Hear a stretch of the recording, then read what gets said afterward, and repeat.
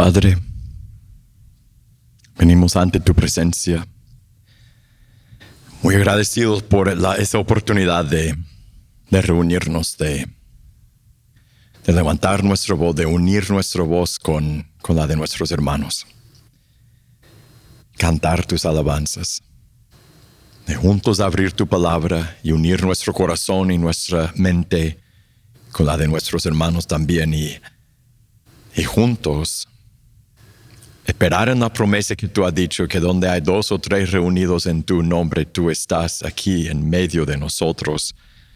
Espíritu Santo, ven. Te pedimos, Dios, que tú nos guíes a leer tu palabra, que tú nos transformes. En tu nombre oramos. Amén. Que hoy vamos a ver una historia en nuestra lectura de Mateo. Vamos a seguir con Mateo 12, donde hemos estado leyendo. Vamos a ver la próxima historia que viene. Y esa historia es bien interesante, porque esa historia nos va a ayudar a salir un poco, nos va a sacar del mundo material en el sentido de que podemos tocar, físico, que podemos, todo lo que experimentamos es por los sensos, no por la vista, por el sabor, lo que olemos, lo que tocamos. Nos va a sacar un poco del mundo material físico en que habitamos y nos va a recordar del mundo espiritual que nos rodea, del cual somos parte. Nos va a recordar del poder espiritual, el poder profundo que Dios pone en sus hijos. Busca Mateo 12. Tenemos que empezar porque esa historia es una continuación de lo que ha estado pasando. Entonces recuerda, los fariseos estaban buscando pleito con Jesús, querían destruirlo, querían buscar una razón por deshacer su ministerio y su vida. Y después Jesús, sabiéndolo, verso 15, se retiró de allí, muchos lo siguieron, los sanó a todos. Eso va a continuar en la historia de hoy. Les advirtió que no revelaran quién era él.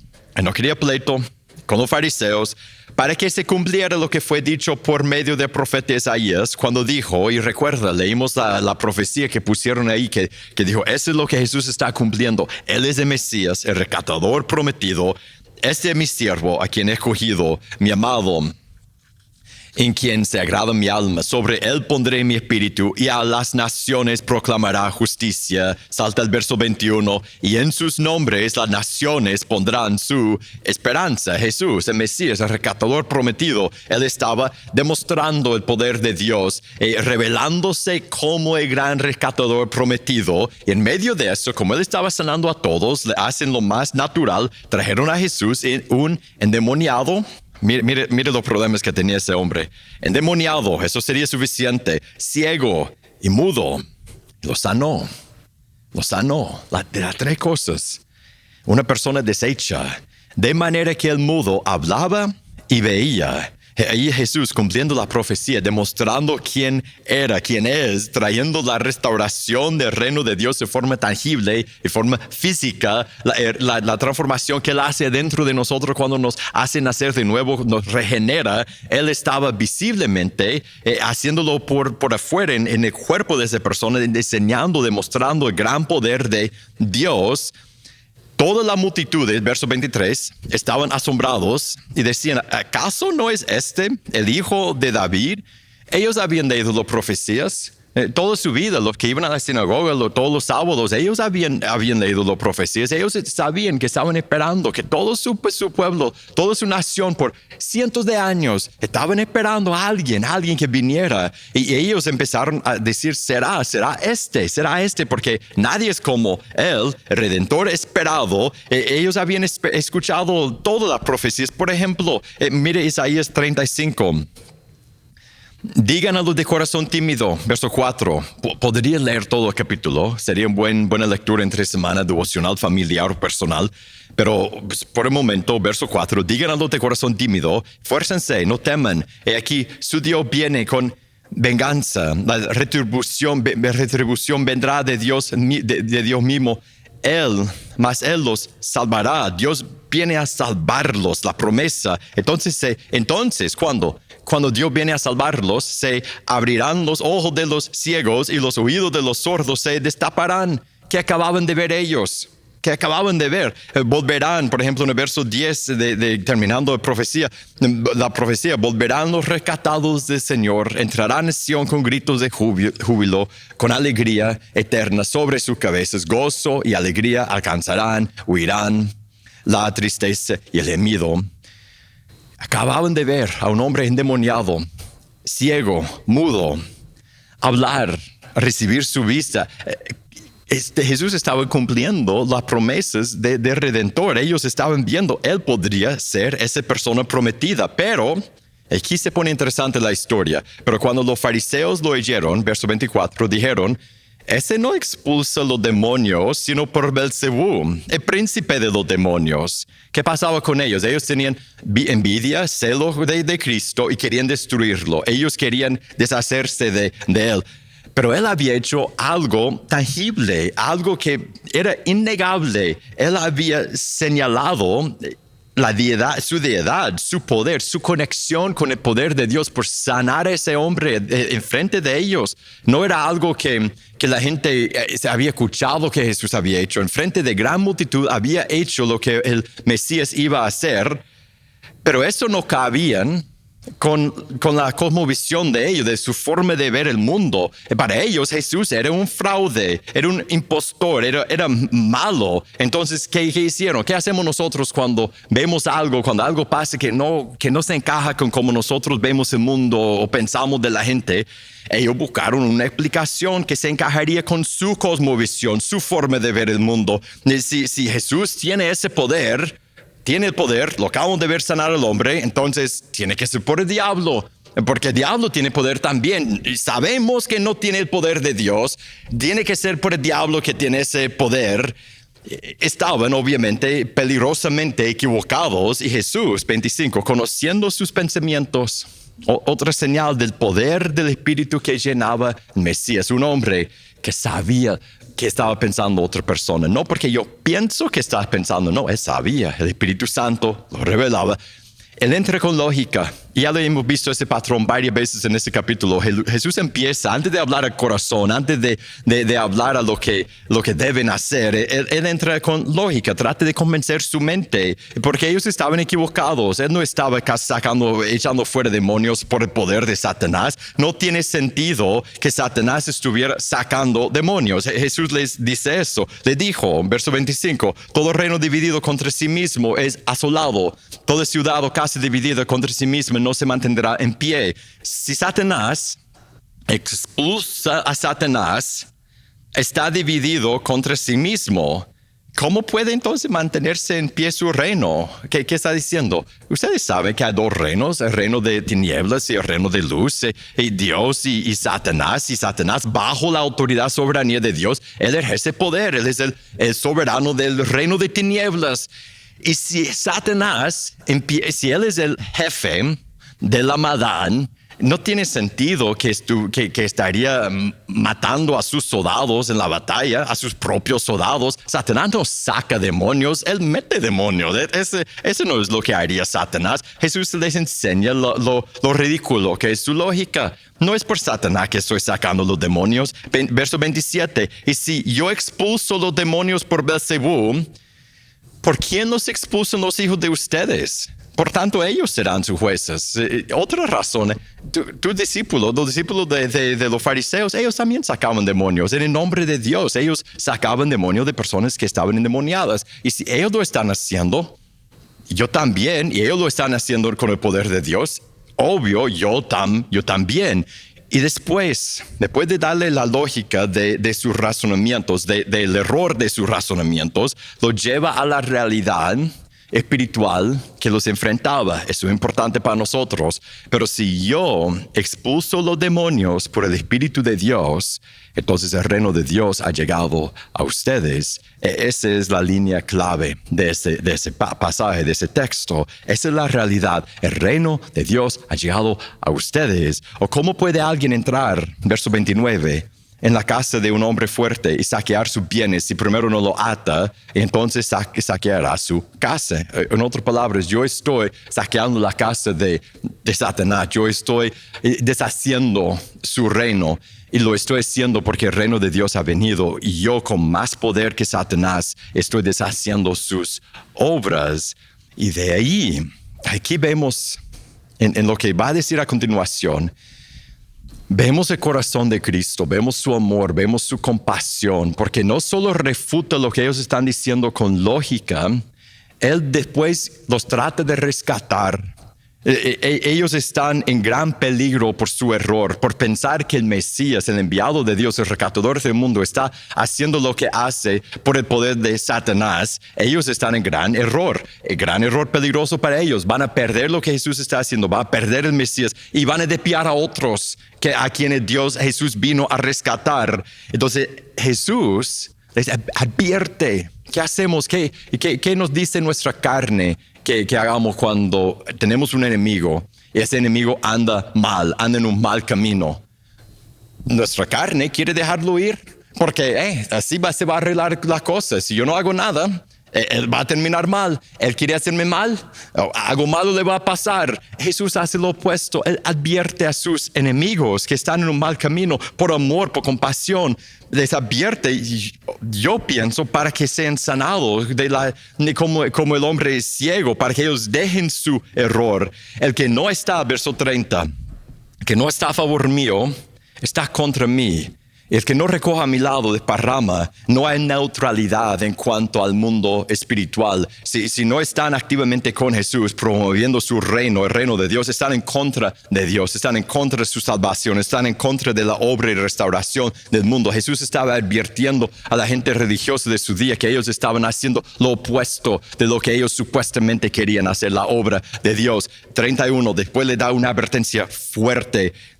Sabemos que no le despertó a ellos, por lo menos a la mayoría, porque terminan matando a Jesús. Pero mira lo que le dice. Por eso le digo, 31, que todo pecado y blasfemia será perdonado a los hombres, pero la blasfemia contra el Espíritu Santo, el Espíritu no será perdonado. Y cualquiera que diga una palabra contra el Hijo del Hombre, se le perdonará.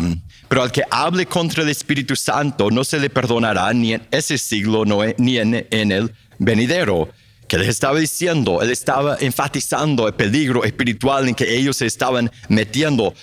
¿Por qué? Estaban hablando más del Espíritu Santo. ¿De qué manera? Por atribuir a Satanás lo que el Espíritu de Dios estaba haciendo. Por mirar a Jesús a obrar con el poder de Dios y decir, ese es Satanás, no es el Espíritu Santo. Blasfemia contra el Espíritu Santo. Jesús dijo, si dicen una palabra contra mí, el Hijo del Hombre, hay perdón para eso. En otras palabras, ustedes me están atacando, me están hablando cosas feas de mí. ¿Sabe qué? Ustedes pueden llegar a conseguir perdón por eso, pero perdón por blasfemar contra el Espíritu Santo no lo puede hacer. Entre paréntesis, yo escribí en mis notas. Por eso yo tengo temor de decir cuando alguien me pregunta, esa otra cosa que hacen en otra iglesia, la forma que hacen eso y el otro, ¿es de Dios o es de Satanás? Yo tengo temor, a menos que sea algo obviamente satánico. Yo tengo temor de decir, no, ese es un demonio. Yo no sé, yo no soy Dios, yo no sé cómo va a obrar el Espíritu Santo. Yo no quiero blasfemar. Yo puedo decir, no veo eso en la Biblia. No, nunca lo haría porque no veo patrón bíblico, pero no voy a decir lo que Dios es y no está haciendo por lo mismo que dice Jesús aquí. Entonces, ¿qué habían hecho ellos? Ellos estaban buscando una respuesta que concordaría con su forma de ver el mundo. Ese hombre que era malo, que era de diablo, estaba sanando a gente con el poder de Dios, como el Mesías iba a hacer. Y en vez de aceptar lo que Dios estaba haciendo delante de ellos deciden cuál es la realidad, ignoran lo que Dios está haciendo y terminan trabajando en contra de la obra de Dios. ¿Qué tiene que ver con nosotros eso? Nosotros no estamos blasfemando contra el Espíritu Santo, estamos en la iglesia el domingo cantando a Cristo. Nosotros fácilmente hacemos algo parecido, no lo mismo, pero algo parecido a lo que hicieron los fariseos. Nosotros fácilmente perdemos de la vista el mundo espiritual que nos rodea. Perdemos de la vista el gran poder espiritual que fluye en los hijos de Dios y empezamos a ver el mundo que nos rodea en términos de lo que podemos tocar y sentir y lo que tenemos que hacer en nuestras agendas y nuestras prioridades y nuestra fuerza. Eso vemos en nosotros cuando, de la forma que siempre queremos buscar una respuesta lógica, terrenal, física, cuando en realidad todo es espiritual. Algunas cosas también son físicas, pero todo es espiritual. Lo vemos en cómo intentamos hacer las cosas. Tal vez haces eso con nuestra fuerza. Lo que tenemos que hacer entre semana. No operar en el poder de Dios. Y vemos eso en nuestra vida cuando no pedimos ayuda y guía práctica constantemente en nuestra vida. Eso vemos en nosotros cuando tomamos el crédito por las cosas que, si somos cristianos, sabemos mejor que todos que Dios hace todo y lo hace para su gloria. Y después nosotros tomamos la gloria, el crédito por las cosas que pasan.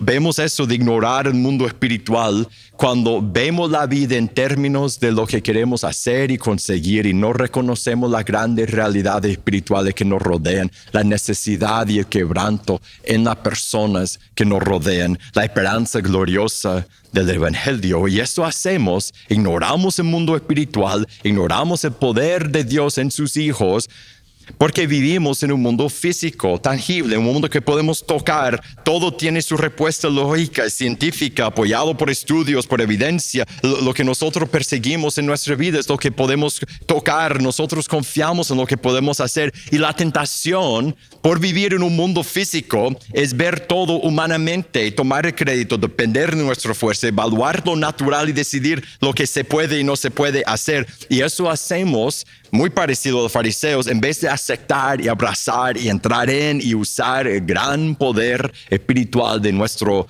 Padre para trabajar a favor de su reino y su restauración. Y esa historia nos recuerda de algo grande, nos recuerda que nos rodea un mundo espiritual, un mundo de Dios y del diablo, del Espíritu Santo, de espíritus en mundos, que todo lo físico no solo es físico, todo es espiritual. El reino de Dios, esa historia nos recuerda que el reino de Dios ha venido a nosotros, en nosotros. Esa historia nos recuerda que los hijos de Dios traficamos en lo espiritual.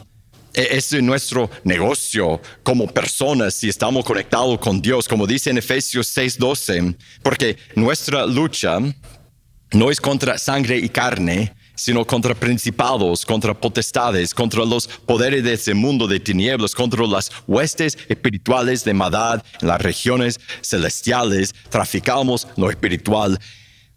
Tanto la maldad y lo de Dios, eso experimentamos cuando hablamos del Evangelio. Cuando tú hablas del Evangelio con otra persona, estás entrando en el mundo espiritual, traficando en lo que es lo espiritual. Cuando discipulamos a un hermano, también entramos en la guerra espiritual. Cuando cantamos, no solo estamos cantando melodías al aire. Nosotros estamos entrando, conectándonos con el mundo espiritual, con nuestro Padre. Cuando leemos la Biblia, no solo estamos viendo algo en la pantalla, estamos escuchando la voz de nuestro Padre, espiritualmente escuchando a nuestro Creador. Tal vez si has estado en la iglesia por mucho tiempo, como uno dice, se nos pierde lo increíble que es estar conectado con Dios cuando oramos, cuando ayunamos y buscamos a Dios y hablamos con Dios, experimentamos el mundo espiritual cuando servimos, cuando eres generoso con otras personas. También, ¿qué dijo Jesús en Mateo 25? Lo que hiciste para esa persona cuando visitaste al enfermo y cuando regalaste un vaso de agua al sediente, cuando diste ropa a la persona que necesitaba ropa, lo diste a mí. Jesús lo recibe espiritualmente. El poder de Dios fluye. Esa historia nos recuerda también que el poder de Dios fluye a través de sus hijos. Nosotros no somos la misma persona que éramos antes, solo que vamos a la iglesia. No, como Jesús, que tenía el poder de Dios en él, que fluye a través de él. El poder de Dios fluye a través de sus hijos. Los cristianos deben hacer todo, podemos hacer todo por medio del poder de Dios. Eso nos da otro nivel a nuestra vida. por el Espíritu Santo, como dice en Efesios 3:20. Mira cómo describe el poder de Dios en nosotros, y dime que no es muy parecido a lo que Jesús experimentaba con el poder del Espíritu. Dice, y aquel que es poderoso para hacer todo mucho más abundantemente de lo que pedimos o entendemos. ¿Cómo? Según el poder que obra en nosotros. Ese poder tiene un nombre, es una persona, es el Espíritu Santo. A Él, a Dios sea la gloria en la iglesia, en Cristo Jesús, por todas las generaciones, por los siglos de los siglos. Y esa historia nos enseña que el poder de Dios transforma cuando por el Espíritu entra en nosotros y cuando por el Espíritu fluye a otras personas. Mire el hombre ciego. Perdemos la vista de eso, cuando después de todo el pleito con los fariseos, el poder de Dios transforma cuando fluye a través de los hijos de Dios. Entonces, ¿qué debemos hacer? Debemos no perder lo que Dios está haciendo por vivir en lo terrenal siempre. Debemos recordar, nos rodea un mundo espiritual, ángeles y demonios, y nosotros somos parte de ese mundo. Tenemos el Espíritu Santo si somos cristianos dentro de nosotros. Debemos recordar que el poder soberano de Dios está obrando activamente en ese mundo. Si no eres cristiano, eso significa que tú debes recibir la sanidad que Dios ofrece, la transformación por su poder, dejar que su reino entre en ti, venga a ti. Y eso ocurre cuando te arrepientas, cuando te bautizas. Para los que somos cristianos, ¿qué debemos hacer? Debemos tomar en cuenta, estar conscientes siempre del gran poder espiritual que está en nosotros, que está en el centro de nuestra vida, en nuestra religión, en nuestra fe. Cada vez que leemos la Biblia, que cantamos y que oramos, cada vez que hablamos el Evangelio, debemos recordar, estamos negociando en lo espiritual. Estamos experimentando una conexión con el mundo espiritual y debemos dejar que el poder de Dios y la transformación que Él obra fluya a través de nosotros, principalmente por hablar el Evangelio. Jesús pudo decir, eres sano. Nosotros podemos decir, tú estás quebrado, pero hay alguien que te puede reparar. Déjeme presentarte a Cristo. El poder de Dios es que es el Evangelio. Romanos 1:16 y 17. Nosotros podemos hablar ese Evangelio y el poder de Dios fluye a través de nosotros cuando lo hacemos. Y para los que somos cristianos, debemos celebrar que el reino de Dios ha llegado a nosotros. Igual a ese hombre a quien Jesús sanó. Su poder nos ha sanado, su poder nos ha transformado. Y eso recordamos cada semana cuando nos reunimos alrededor de la mesa del Señor. Otra vez el verso 28. Jesús dijo, pero si yo expulso los demonios por el Espíritu de Dios, entonces el reino de Dios ha llegado a ustedes. Si un demonio echado afuera demuestra la realidad que el reino de Dios había llegado a ellos, cuanto más nuestra salvación, tu regeneración, mi adopción en la familia de Dios, el Espíritu Santo en nosotros, el reino. Nosotros oramos, Padre nuestro que está en los cielos, santificado sea tu nombre, venga a nosotros tu reino. Y lo que estamos en Cristo podemos decir, tu reino ha llegado a mí. Eso es lo que recordamos cuando recordamos la cruz.